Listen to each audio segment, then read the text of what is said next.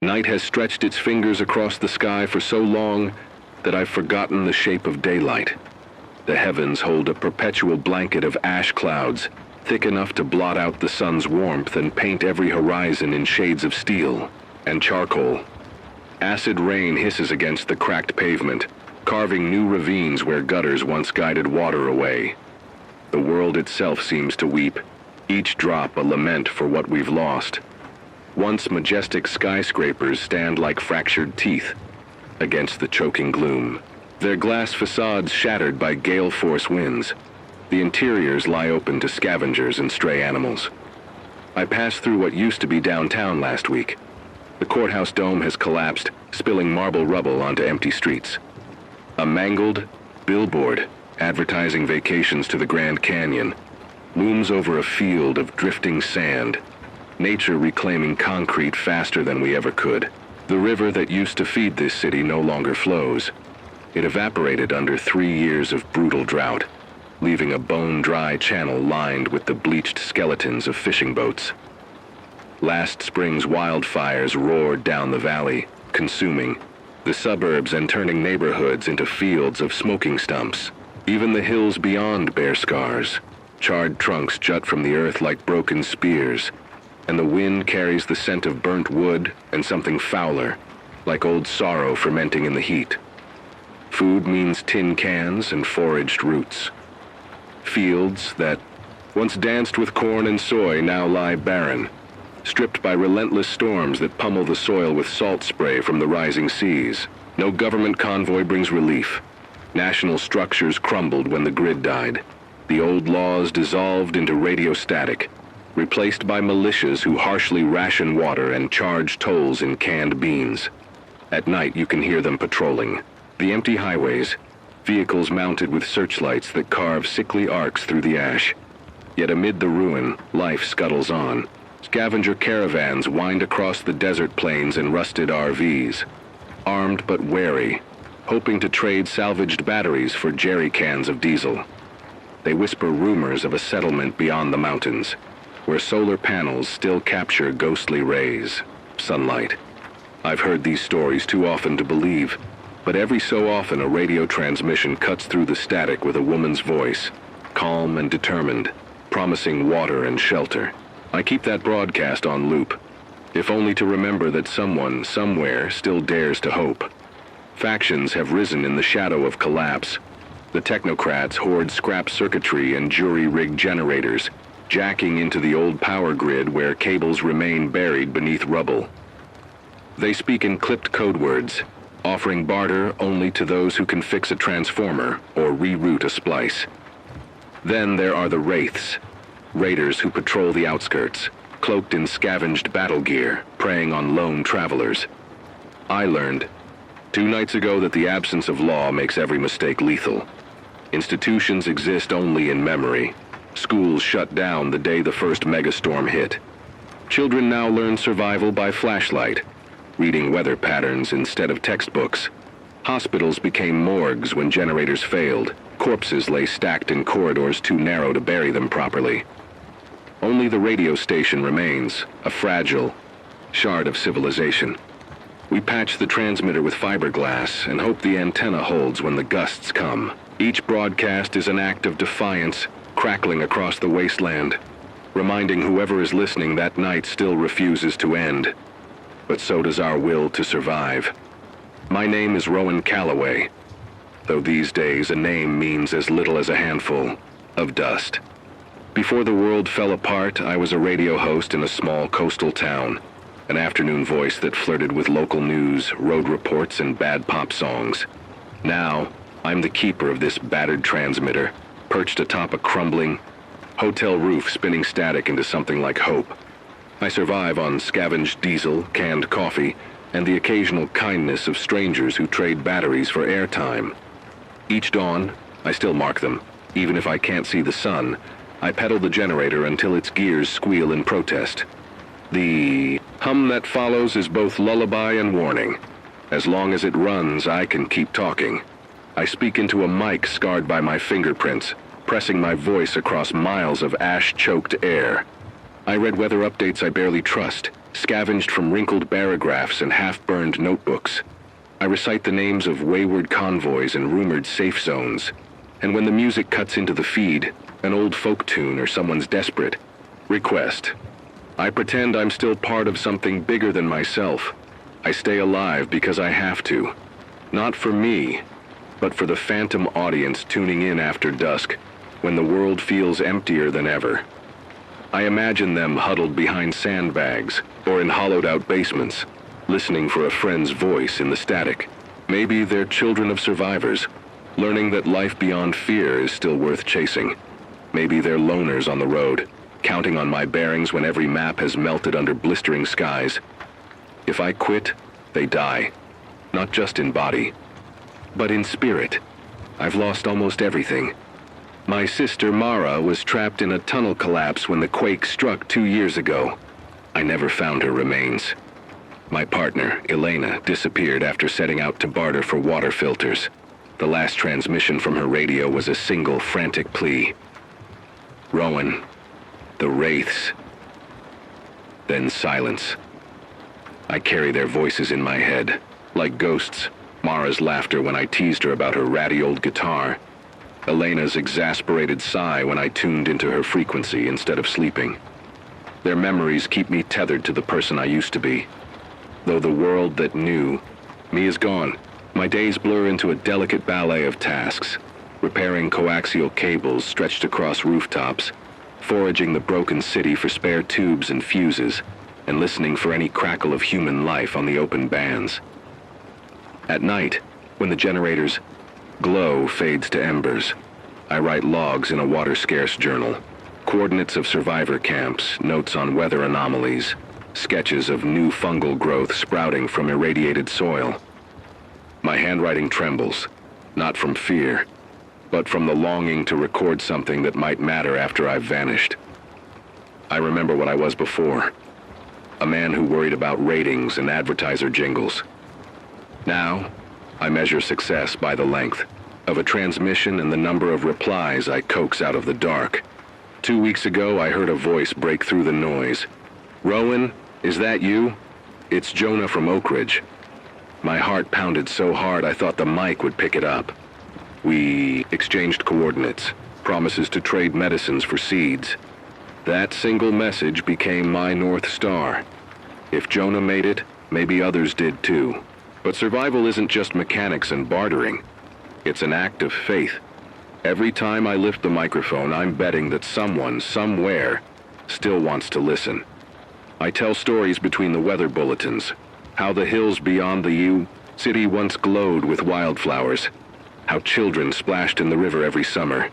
How music poured out of open windows on warm nights. I resist the urge to let bitterness seep into my delivery.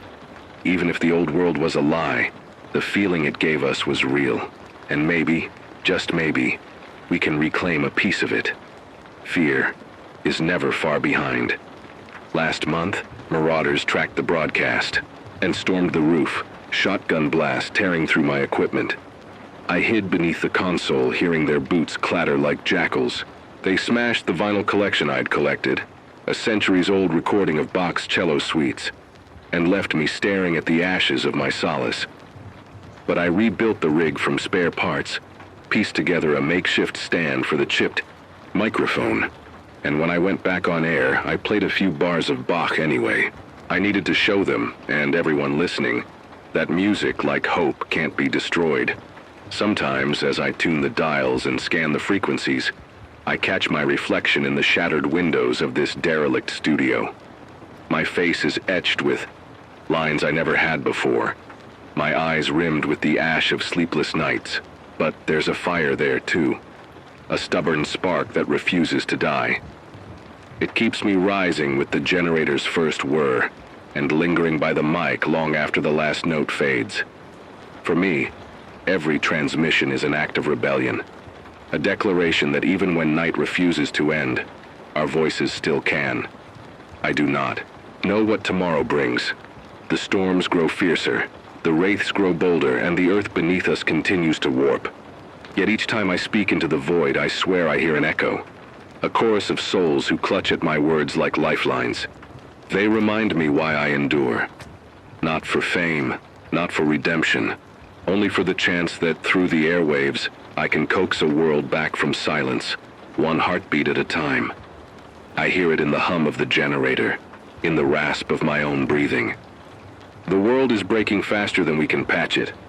We're caught in a hydra-headed catastrophe, one where each new disaster breeds another, each crisis amplifying the last. When I started this broadcast, I thought the drought was our worst enemy. Now I'm not so sure.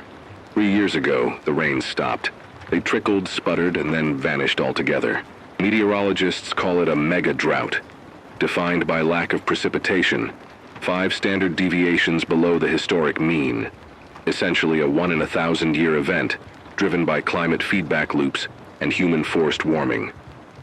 Solar radiation, unfiltered by clouds, torched the Earth. Daytime highs soared past 120 degree UMS, 49 degree US. Nighttime lows no longer offered relief. Parched soil turned to powder and wafted away on every gust. Wells that once gurgled with groundwater fell silent. Reservoirs shrank to puddles. Rivers cracked open like old paint, Thor mini. On the barograph in my makeshift studio, I track atmospheric pressure trends and dew point anomalies. Over the last year, average humidity hovered at 5%. At that level, moisture diffuses out of exposed skin like steam from a kettle. Dehydration sets in hours after exposure, and heat stroke follows. I tell listeners to cover themselves in reflective fabric and ration 3 liters of water per day, if they can find that much. But finding water is a treasure hunt with the parched forest lands around the city are tinderboxes waiting for a spark. Twice in the past season, rogue lightning storms, anomalous electrical storms spawning far from any thundercloud, ignited dry underbrush. The wildfire fronts advanced at 15 miles an hour, turning twilight into a hellscape of crackling embers and orange skies. Fire is a living thing, hungry for fuel. Once it moves, nothing stops it. Not bulldozers, not backburns, not prayers. I describe in measured tones how a single ember on the wind can vault across roads and rivers, initiating spot fires that leapfrog containment lines. On the radio, I share coordinates of active burn perimeters, hoping survivors steer clear. But every day, communities on the city's outskirts vanish under ash and flame. Their buildings crumble. Their people either flee into the desert or are consumed. We lose whole districts at a time, turning when the skies do open. The rainfall has turned corrosive. Decades of industrial pollution, now unchecked by shuttered factories, have left the atmosphere saturated with nitrogen oxides and sulfur dioxide. Clouds gather these toxins. When they fall, the raindrops scald paint off cars and dissolve the mortar between bricks. I've patched the studio's corrugated roof so many times I can count every beam beneath the patchwork tarps. I caution survivors to use canvas covers over any metal surfaces and to collect rain in food-grade barrels only after running it through improvised charcoal filters. Yet even filtered, the water tastes faintly bitter, metallic, and I advise boiling it first to kill microbes, though boiling can concentrate heavy metals. Every solution has a deadly trade-off. Neighborhoods into landscapes of ghostly tree skeletons and smoldering foundations, agriculture collapsed in the drought's first year. Without irrigation, fields turned to dust bowls. The few crops that survived are genetically modified dune millet and saline spinach, both designed to tolerate low water but offering meager caloric returns. Relief through airdrops happened once, until the last cargo plane went down in a sandstorm. Now, food arrives only by scavengers in battered trucks, if it arrives at all. I break down macronutrient requirements on air. An average adult needs 2,100 calories daily. In our climate, with heat stress and arduous travel, closer to 3,000. A single tin of beans, 400 calories, and a handful of dried roots barely keep a person moving. Scavengers trade these for batteries, medicine, or sometimes for nothing but rumor. You can hear the desperation in their voices over the radio as they beg for coordinates of edible forage zones. Scrub thistles, cactus paddles, even the small tubers of desert marigold. It's not a diet, it's survival. Diesel is the new gold. Every raid on a convoy ends in bloodshed. I measured generator burn rates, 20 liters per 24-hour broadcast. That's enough to keep signal alive, but nothing left for heating or cooking. I urge listeners to convert engines to biofuel, crushed algae, rendered animal fat. But the machinery to produce it has rusted away in shuttered labs and abandoned farms. Each suggestion feels like dangling bait. Necessary knowledge, impossible to implement for most. Rogue factions have filled the power vacuums left by a dysfunctional state. The technocrats, collection of ex-engineers and hackers, seize urban subnets to control communications. The wraiths, ex-soldiers gone mercenary, extort water routes. Sanctuary groups of farmers warily guard the last irrigated groves. Each has its own version of justice. None resemble what we once knew. On air, I recount the latest skirmishes. Ambrosia Farm fell last night, its pulsating irrigation pumps silenced by sabotage. I can almost hear the heartbreak in my own voice as I relay the coordinates of desperate families fleeing across desert flats. Every transmission risks drawing attention, and yet silence is a death sentence for those listening. Sometimes I step out of character and become the scientist I once trained to be. I talk about the albedo effect, how burned forests absorb more solar radiation, heating the land further and perpetuating drought. I describe thermoclines in dead reservoirs, how residual moisture hides in deep layers of sediment, but cannot reach the surface without powerful pumps. I explain the chemistry of electrolysis, how you can split salt water into hydrogen and oxygen to power small generators, if you have a supply of electrodes and a water purifier. Whenever possible, I weave in actionable tips. Water collection, rig condensation traps at night, cooler air below a tarp over a shallow pit, collecting droplets on the underside, scrape into canteens at dawn. Sunshade shelters. Use reflective mylar salvaged from emergency blankets to cover tents, doubling as solar still surfaces. Signal invisibility. Alternate broadcast frequencies to avoid detection by hostile scanners. Broadcast in Morse code bursts to reduce fuel burn. Every piece of advice is a lifeline, but also a challenge. Materials are scarce, knowledge fragmented, and the margin for error microscopic. I speak cautiously, weighing each suggestion against the reality I see when I step onto the broken street. Last week I recorded a temperature spike, 126 degrees in the shade of the old courthouse walls. My microphone warped in the heat, buzzing like angry insects. A dust devil tore through the plaza, lifting manhole covers and hurling them like frisbees. That data point appears in my logs as the day the world nearly tipped. I replay it, on air, stat by stat, hoping to warn those outside. But warnings only work if there's somewhere safe to go. There isn't. As I reset the generator's fuel line for the 5th time this week, I feel the panic rising in my chest. The crisis is no longer distant. It's not a story I tell survivors. It's the world I live in. Every transmission reminds me that we're on borrowed time. Every broadcast is a countdown. Can we adapt fast enough? Can we network our scattered cells of humanity before the next disaster overtakes us? I can patch wiring and parse data, but I cannot summon rain. I can tell people where the wraiths last moved, but I cannot protect them. I can describe safe forage zones, but I cannot guarantee they remain untouched. My studio is a fragile oasis, one stray bullet or one acid downpour away from silence. And when the mic goes dead, so does the last thread connecting survivors across this wasteland. Still, I push on. Each time I announce the crisis, I steel myself with purpose. Someone out there needs to know. Someone out there might act on my words and tip the balance from collapse back toward renewal. Maybe that someone finds a buried aquifer we missed, cultivates a strain of drought-resistant flora, or simply holds on long enough for the storms to relent. In the end, our survival may hinge on one small innovation, one act of solidarity, or one voice refusing to give in. So I lean close to the mic, feel the vibrations in my chest, and speak the truth of our world. That the crisis is here, It's deadly, and we must face it together. Because if we don't, the night will finally end. Drowned not in dawn, but in eternal silence. I can feel it before I even open my eyes. The heat. The day breaks with a silent roar, pressing against every pore like a living thing. The generator's hum vibrates through the walls, reminding me that fuel is a finite gift I cannot afford to squander. I step onto the rooftop to check the tanks. 1/4 full. That may last me another week if I cut broadcasts in half, but silence has its own deadly consequences.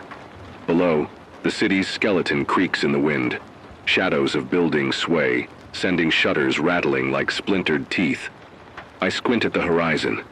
Dust devils churn in the distance, feeding off the searing currents, their slender spines waltzing across cracked asphalt. Each swirl of debris is a warning. The storms are back with a vengeance. I turn on the mic. Morning? Survivors. Rowan here, fuel's running low, estimate 8 more transmissions at full power. I'm rationing each one. Stay tuned for compressed updates. My voice feels brittle. Even compressed updates still require time, and time is something I no longer have. By midday, heat haze shimmers over the burnt-out freeway.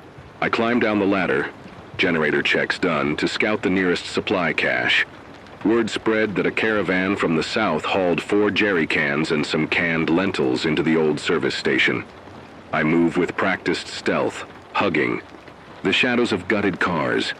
Every footstep kicks up fine ash that stings my eyes and lungs.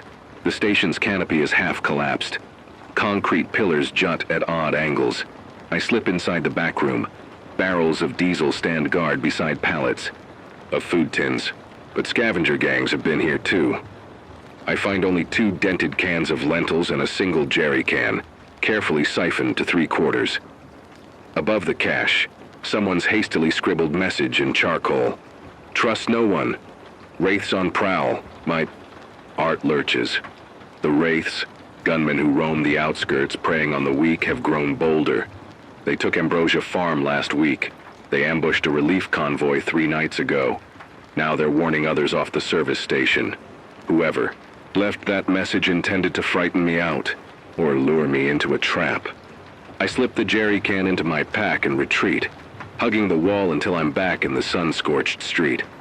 As I navigate through overturned buses, I rehearse the broadcast. Made contact with supplies.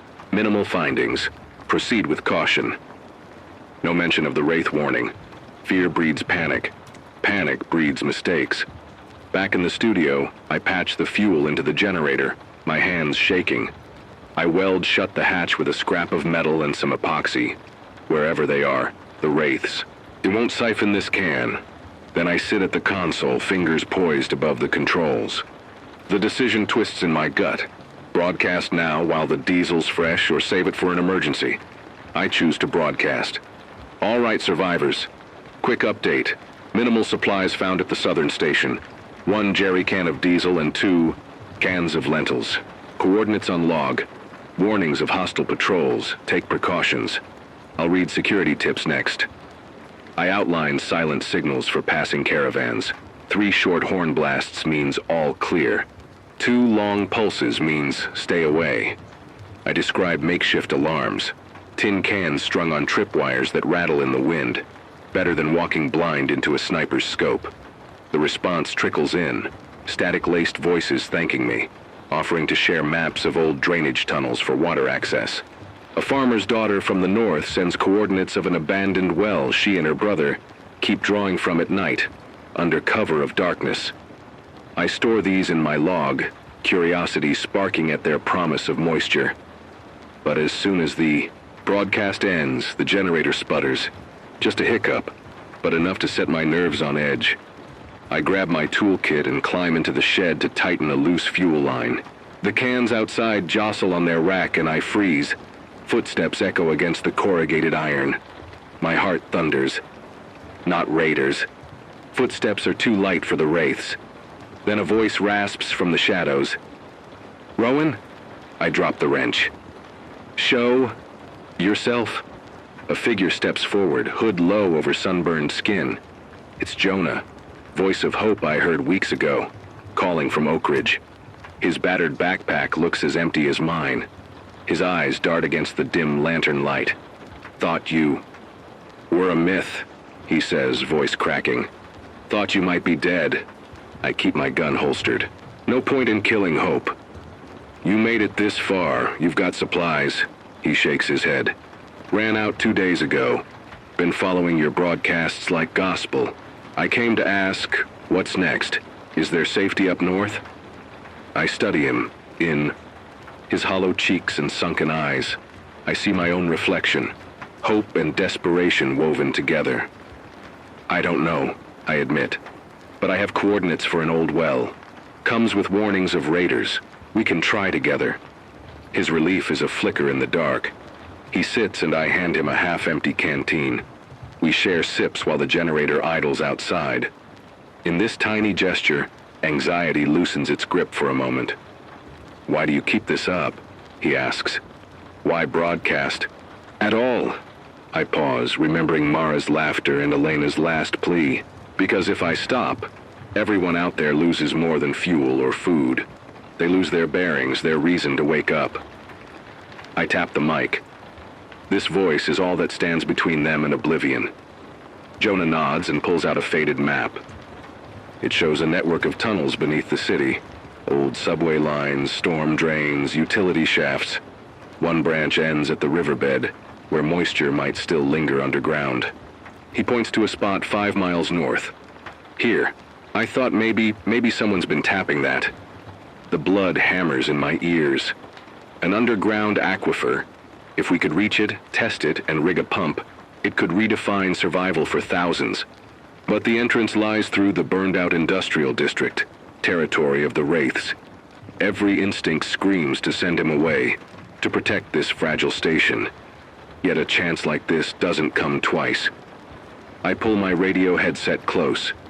Broadcast time. My voice returns to the air, steadier now. "Survivors, tonight's special bulletin. Secure coordinates for underground water access. 5 miles north, beneath the redacted overpass. Move at night for cover. Bring climbing gear and caution.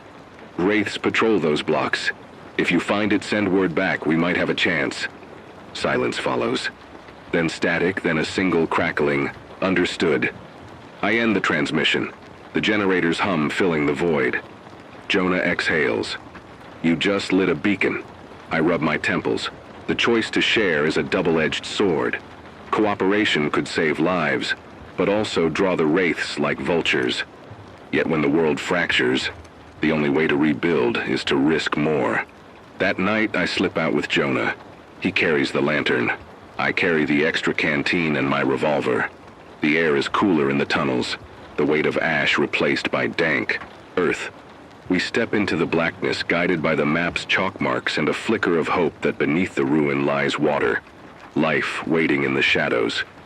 As we descend, every echo reminds me of my own broadcast.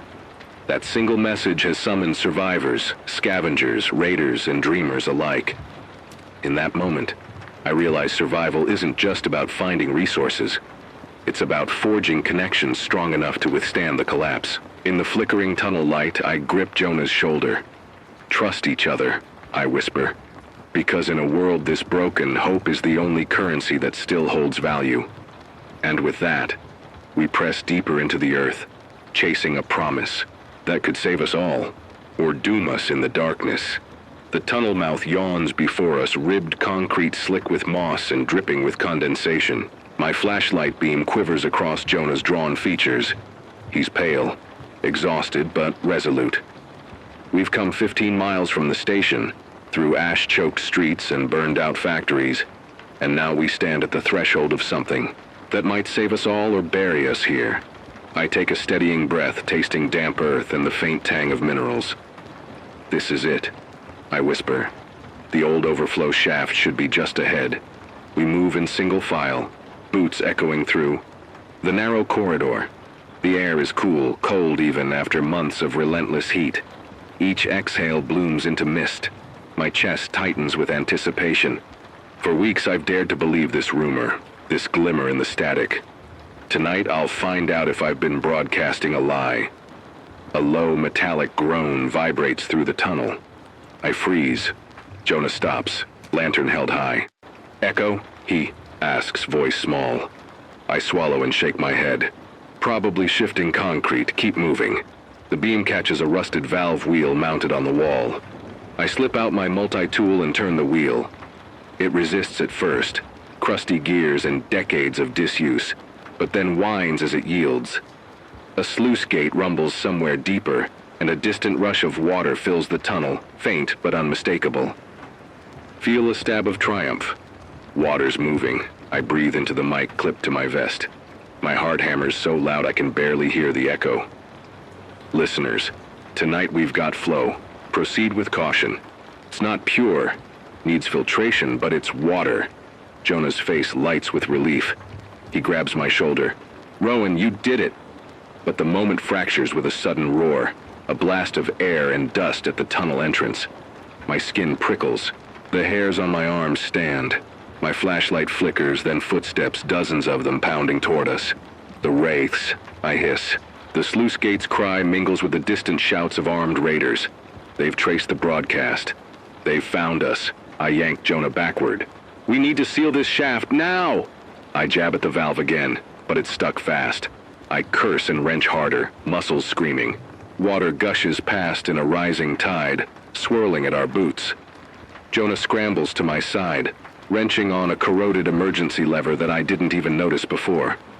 With a thunderous clang, the gate slams shut. The torrent halts, and the tunnel goes silent, save for the quickening thumps of our own breaths. Good, I mutter, wiping sweat and grime from my brow. They won't get water from here, but I know we're not safe. The wraiths are closing. I slip my revolver from its holster, check the chamber. One spare magazine strapped to my leg.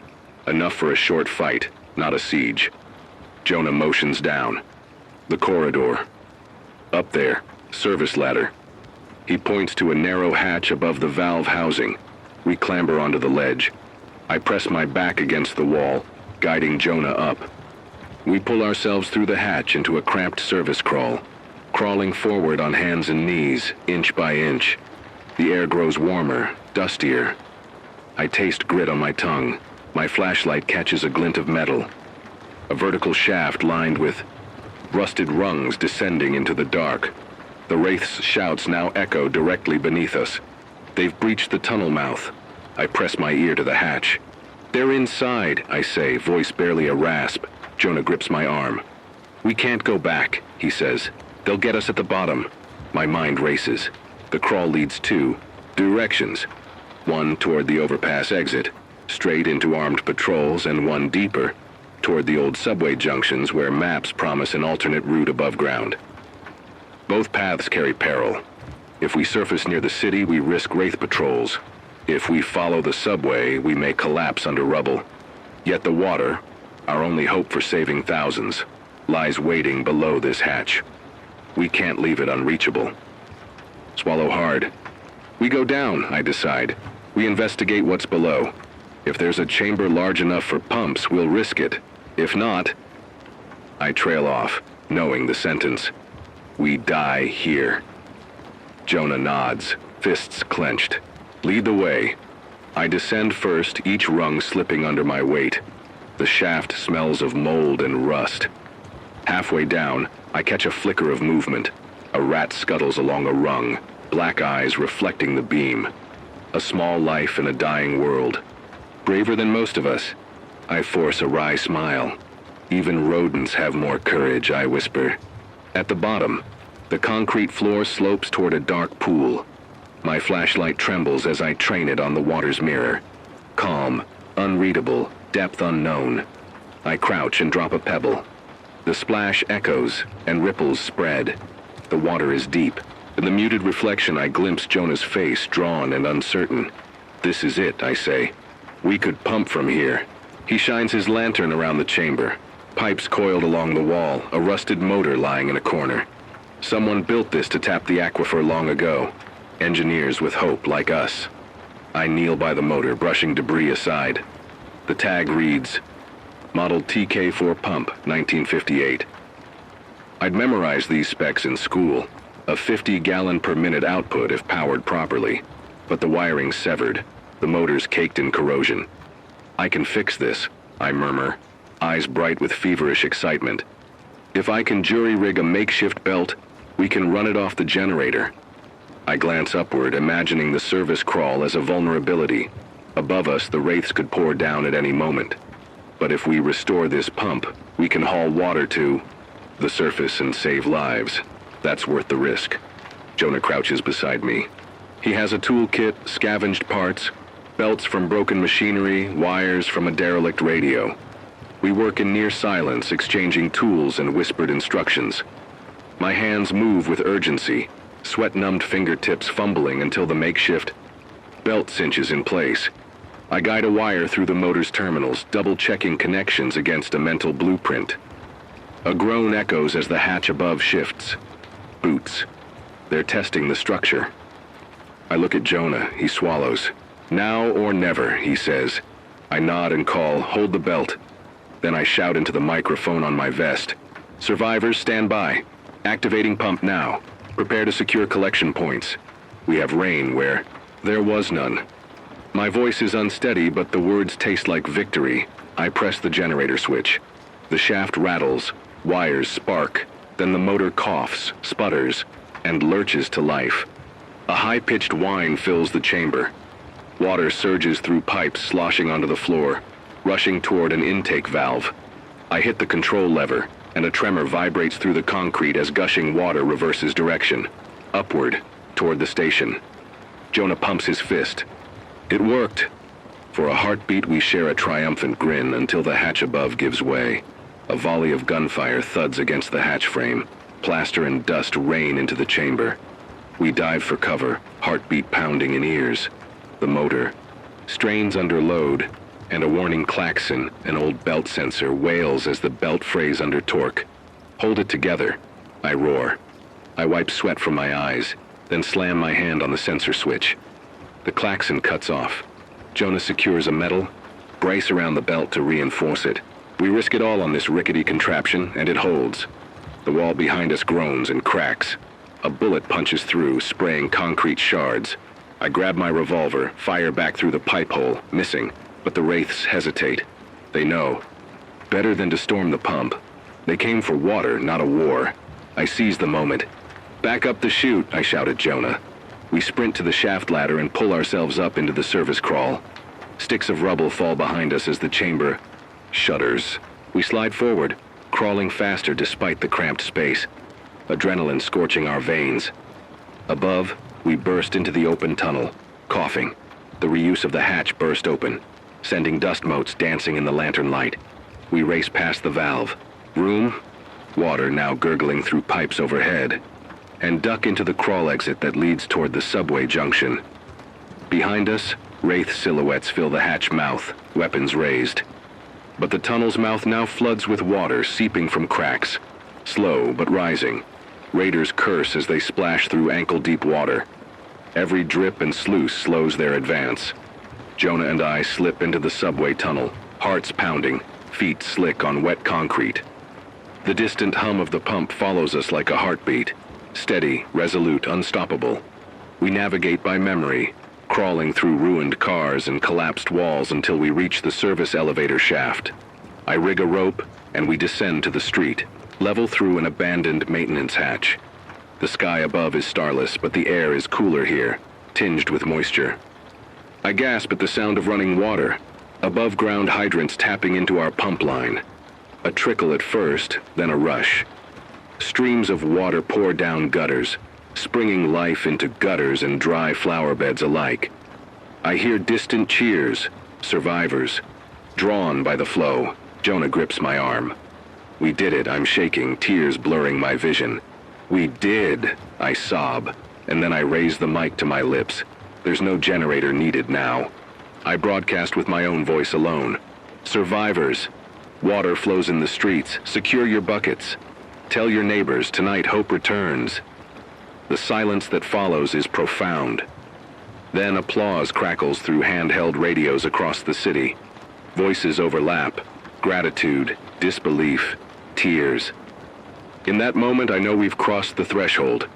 We've turned crisis into renewal. As I lower the mic, The world around me seems to exhale. Water, the lifeblood of hope, spills free at last. And in the heart of darkness, we find our turning. The morning after the pumps roar, the streets did not flood with congratulatory parades or triumphant banners. Instead, quiet dripped from every spigot, gutter, and crack in the sidewalk. Water, reclaimed from the depths, trickling its way into the lives of people who had believed it was gone forever. I stood on the broken curb outside the station, Jonah, at my side, as neighbors shuffled from doorways with empty jugs, buckets, even battered coffee pots. Anything to catch the lifeblood that had so nearly eluded us. It was not a torrent, hardly even a stream, but it was steady and sure. In small rivulets, it carved away the dust, revealing chipped tiles and faded street paint. In little pools, children cupped their hands and tasted it, laughing with a freedom I had not heard in months. The wraiths, drawn by the promise of control, arrived before dawn, their vehicles splashing through shallow runoff as they tried to seize the lines. But by then, the network had already spread. Survivors down the block had rigged rubber hoses. Farmers in the industrial zone had tapped into D, the main artery, draining water into makeshift reservoirs. No single faction could choke it all. For once, cooperation outpaced conquest. In the wreckage of my studio, the generator sat silent on its stand. Its fuel line, once so precious, now served only as backup. I unplugged the mic cable and carried the condenser capsule in my palm, feeling its cold weight as though it were a relic from another life. I walked to the nearest hydrant, a frozen relic from pre-collapse, and knelt to tighten the couplings Jonah and I had spliced the night before. Every click of the wrench was an affirmation. The crisis had reached its pivot. Now the question was what came next. Survivors gathered in tentative clusters, sharing water and stories. I recognized the farmer's daughter from the north, the one who'd whispered tunnel coordinates into my ear, her brother at her side. They raised a chipped pot to me in thanks. Across the street, a cadre of technocrats in oil-stained overalls inspected the valves, trading technical advice with former city workers. The wraiths, seeing that control was slipping through their fingers, retreated to the outskirts, their black SUVs sputtering away into dust still damp with possibility. The first crack of dawn had brought salvation. The second taught me its cost. In the days that followed, waterborne illnesses, dysentery, giardia, surfaced among communities that lacked proper filtration. A few dozen fell ill, reminders that even life's elixir can kill if mishandled. I devoted the next broadcasts to purification techniques, sedimentation pits, solar pasteurization, cloth microfilters. I walked teams through makeshift chlorination using bleach scavenged from pharmacies, all the while feeling the weight of responsibility settle deeper in my chest. Hope would require vigilance, knowledge without hubris. For my part, I could not sleep. Each night I climbed the ladder to the rooftop, staring at the silent skyline, listening to the distant gush of hydrants. My muscles ached from digging shallow trenches to divert water into community gardens, my hands raw from wiring impromptu taps. Yet every droplet that slipped past my fingertips renewed me. I had traded crude convoys and clandestine raids for hours in muddy trenches and wet trenches, but I would not trade that work for anything in the world. I think about Mara and Elena more now than ever. When water failed, they died or vanished in the service of finding it. Now that water flows again, I feel them both in every drop. I whisper their names into the mic before each broadcast like prayers. For Mara, for Elena, for every soul we lost to drought and war. I used to dread memories of laughter and arguments, but now they are talismans of everything worth saving. My own spirit has shifted. Where once I measured survival in days until the next supply run, I now measure it in seasons and yields. At the community garden by the old library steps, I kneel in loamy soil, planting sweat beans and drought-hardy squash, reminded that life insists on returning, even to the charred remains of mankind's ambitions. I trace furrows with my fingertips, thinking that this act, simple, rhythmic grounding, is as heroic as rigging a pump under fire. Outside the city walls, the desert scrub shows timid signs of recovery. A patch of sunflowers, blasted yellow months ago, lifts new stalks from the cracked earth. A scattering of resilient moss carpets the shaded faces of boulders near the hills.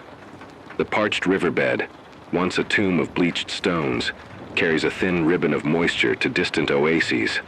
Yet the skies remain a sullen gray. Acid rain still falls in intermittent spats, and temperatures climb to savage extremes by midday.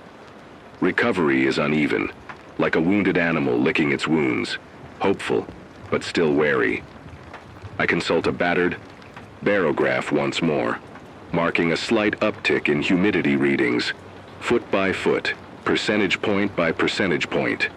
I add these figures to my nightly logs and broadcast them alongside forecasts derived from salvaged meteorological data. Each improvement, no matter how small, becomes a lifeline. Humidity at 12%, up from 8% last month. Expect morning fog near low-lying districts, a boon for early gardeners. The language of hope is precise and unrum. Perhaps the most profound change is not in water or soil, but in us. The station has grown from a solitary broadcast outpost into a hub of communal coordination. We've established rotating watch shifts to guard the hydrant networks, with teams from different neighborhoods sharing duties. Scavenger runs for spare parts now travel in caravans under the protection of local militias sworn not to extort, but to defend. Barter markets spring up where farmers trade beans for batteries, and electricians trade wiring expertise for seeds. Trust, fragile as a thin thread of water in a parched land, has begun to weave a new social fabric. When I speak on the air now, it's not just to relay news, but to convene meetings, announcing council gatherings at the old church steps where the pews have been cleared for community assemblies. We speak of crop rotations and irrigation improvements, of patching levees and reinforcing water mains. Every council recommendation becomes a baptistry of hope. We sign our initials in the I, dust and commit to making it real, antic. It is data. It is life. In the hush of moments between broadcasts, doubts still infiltrate my mind. Did I push too far? Did I paint water as a god when it was only a tool? Could the next crisis, the quake we all anticipate from seismic shifting, strains undo us again? Yet I no longer feel paralyzed by these questions. I have learned that resilience is not certainty. It is the act of moving forward despite uncertainty. I stand atop the hotel roof one evening, horizon ablaze with the faintest glow of sunset, paler than it once was. But there, the wind carries the tang of wet soil from the gardens below and faint laughter from the market. I press the mic to my lips and speak not as a survivor clinging to life, but as a witness to renewal. We are scarred, we are weary, but we are here. Let the world remember our names by what we build next. The crisis we faced, mega drought, wildfire, acid rain, fractured factions, did not vanish with the restoration of water. They dimmed like stars at dawn, but did not blink out. Political power remains fragmented. Infrastructure, deeply damaged, still requires relentless repair. Climate extremes persist. The very aquifer we tapped may be finite. Yet the turning point we fought for breathes within every green shoot, every open hydrant, every council meeting. Nature is learning to tolerate us again, at least partly. We've started rotating wells to prevent aquifer depletion, planting cover, crops to retain moisture, and capturing runoff in terraced swales. Each practice humbles us. We are not conquerors of the earth, merely stewards tasked with an overdue reckoning. I think back to the night we activated the pump, the valve's metallic groan like the world inhaling after a gasp. In that instant, I realized that hope is not a gift bestowed. It is an act of creation. We built it from scrap engines, fraying belts, and whispered coordinates. We nurtured it with our hands in soil and our voices on air.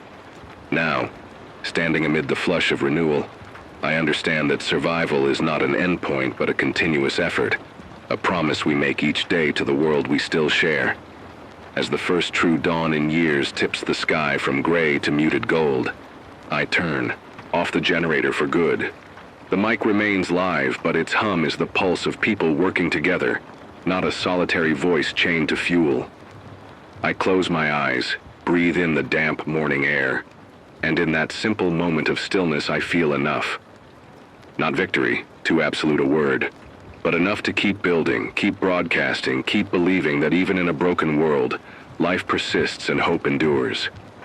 The first real sunrise in months broke over the horizon like a promise whispered in. The dark, pale gold spilled across the cracked asphalt and painted the ragged silhouettes of buildings in something almost warm. I stood on the rooftop where so many transmissions began, breathing in air that tasted faintly of damp earth and possibility. The generator lay silent in its corner, its hum replaced by the gentle chorus of birdsong, improbably alive in this wounded world. For a moment I allowed myself to believe that night had finally ended. Yet even as the light spilled in, I felt the fragile tremor beneath my feet. A reminder that stability here is as delicate as a single drop of water. The aquifer we'd pumped from might not last forever. The skies could darken again with toxic clouds. The wraiths could regroup and strike. We've seen recovery and collapse entwined like lovers and enemies. So I do not mistake today's moment of peace for a final victory. It is only the next step in an unending journey. In the weeks since water returned, small miracles have taken root. Gardens have grown, feeding half-starved families. Children splash in shallow pools where dust once choked them.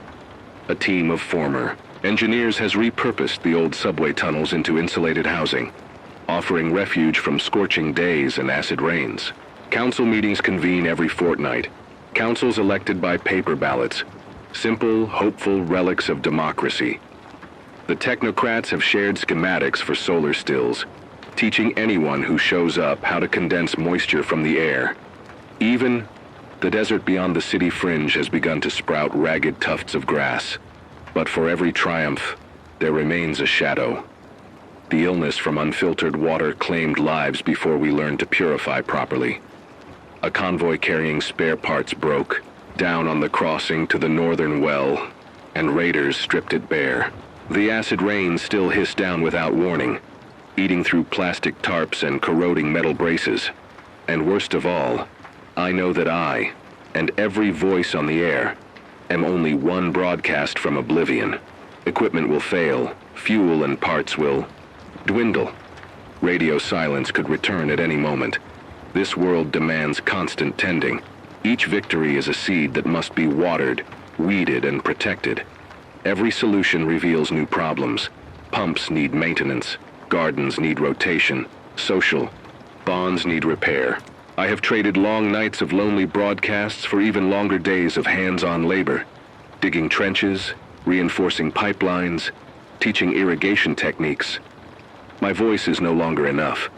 I've become a teacher, a networker, a guardian of knowledge. Even as I remain the keeper of the airwaves, still hope persists in the smallest details.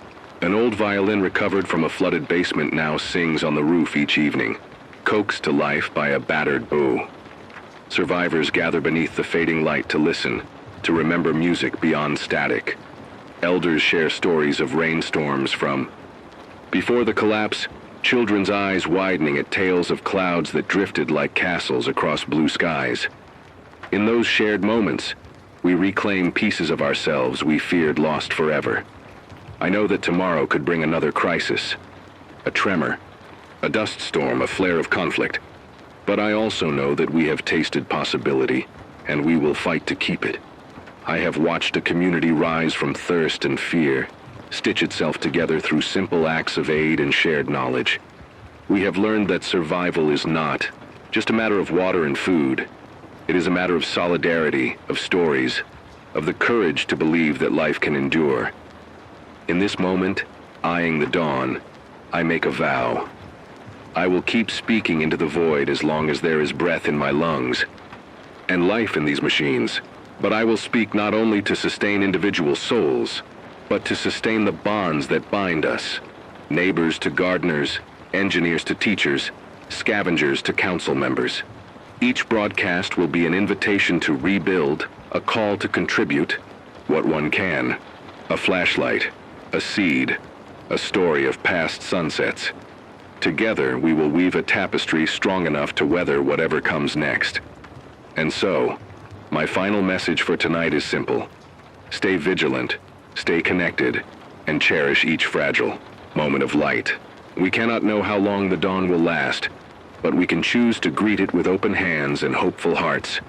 When the night returns, and it almost certainly will, we will be ready, armed not with weapons alone, but with the unbreakable conviction that as long as we listen, speak, learn, and care, we can endure indefinitely.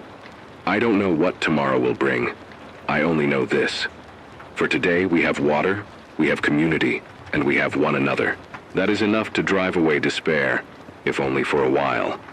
So keep fighting, keep believing, and above all, keep speaking. Because in the echo of our voices lies the spark that will guide us through any darkness yet to come. For many,